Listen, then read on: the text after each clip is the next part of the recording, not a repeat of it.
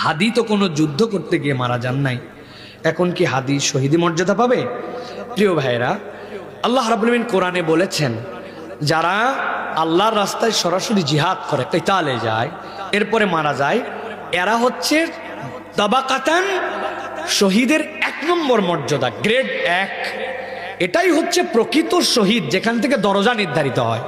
বিষয়টা যদি না বুঝে থাকেন তাহলে বলি, একজন বেতন পায় 50,000 টাকা, কিন্তু সে সচিব না, বেসরকারি কর্মকর্তা।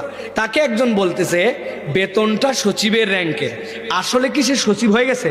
না, সচিবও 50,000 টাকা পায়, সেও পায়, সে হয়তো কোনো একটা কোম্পানিতে চাকরি করে, কিন্তু র্যাঙ্কটা বেতনের দিক দিয়ে সমান। তাহলে আল্লাহর জন্য যে ডাইরেক্ট জীবন দিয়ে দেয়, সামনাসামনি যুদ্ধ করে জীবন দিয়ে দিছে, ওই শাহাদতটা মর্যাদার দিক দিয়ে স্ট্যান্ডার্ড। আল্লাহ নবী এর পরে বলছেন, কেউ যদি